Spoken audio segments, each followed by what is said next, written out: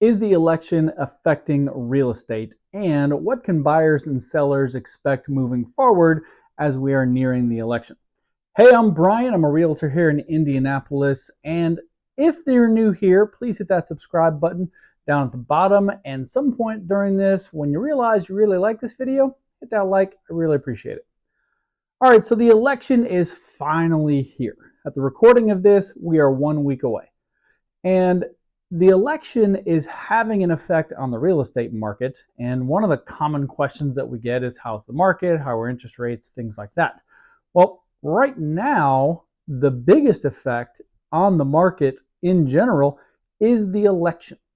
Now, both candidates have their proposals on what they're going to do to help the housing market because honestly, housing has been tough for the last few years. And so they each have their proposals. Of course, Kamala Harris, she wants to give $25,000 to first-time home buyers. She wants to build 3 million homes over the next 4 years and has, of course, they both have lots of great ideas to try and help the market.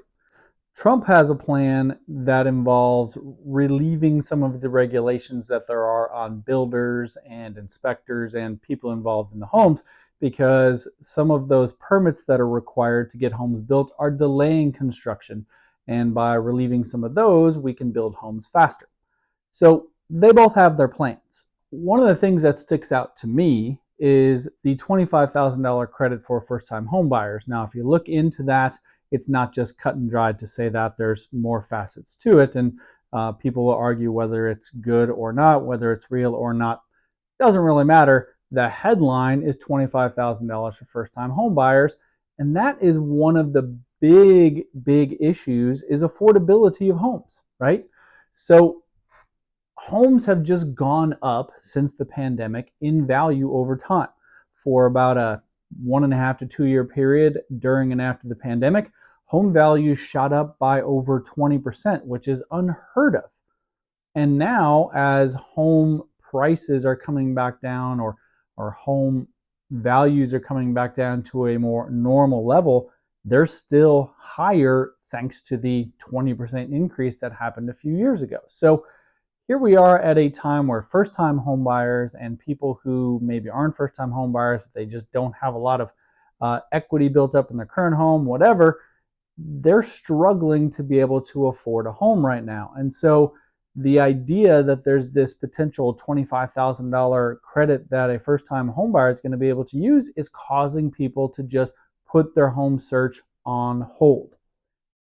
Being this close to the election, the question of will it help to wait is kind of irrelevant because there's not much you can do about it now. Even if you got under contract for a house today, you're not going to close on it before the election happens anyway, so whatever. What people don't necessarily understand about real estate is the history of real estate after an election. So let's take a look at the effect on buyers and sellers in past elections. We're going to start with buyers. If you look at 7 of the last 8 elections, so this is going back to 1992, in 7 out of 8 of those elections, home prices actually went up the year after the election. So unfortunately, if history proves anything, the likelihood of prices coming down after the election doesn't look very good. And so if you were a buyer and you decided that you were putting your house search on hold and wanted to wait and see what happened with the election, well, you might be in for some disappointment when home prices wind up going up after the election. Now, if Kamala Harris wins and true to form, we actually get the $25,000 first-time homebuyer credit that she is saying she wants to put through, which, by the way, still has to get passed by Congress, which is a fight in and of itself. So if you've been waiting, the likelihood of that actually happening at all, and especially anytime soon, very slim. But if that's what you were waiting for, well, hopefully it'll happen because there's a good chance historically that prices will wind up going up. Now for sellers, some of them are waiting until after the election, honestly, to see what's going to happen with the economy. Once we figure out who the president is going to be for the next 4 years, people start to kind of think about, all right, well, that's what this person said, and so here's what it looks like moving forward. So in 9 of the last 11 elections, home sales went up in the year after the election. So if you're a home seller, That's certainly a good thing because historically it shows the likelihood of home sales improving after this upcoming election as being pretty good. So perhaps if you've been waiting to sell, well, maybe that was a pretty good move. So what can home buyers and sellers expect in 2025? Who the hell knows? Whichever president gets in there, they both have their plans. They're both going to have to fight with Congress, regardless of which of them is in office, and whether or not what they intend to do for the housing market can actually come to fruition, well, that remains to be seen. My suggestion is if you're looking to be a buyer or a seller in 2025, don't wait. Make the move when you are ready. Make the move when you can afford the monthly payment that your interest rate is going to provide to you. Make the move when you're ready to sell your house at a time that works best for you. My recommendation is if you're waiting until 2025, know that now is a good time to start getting ready. If you're a buyer, let's sit down and have a consultation so we can walk through all the steps that are involved with buying a house so when the time comes, you are ready and prepared.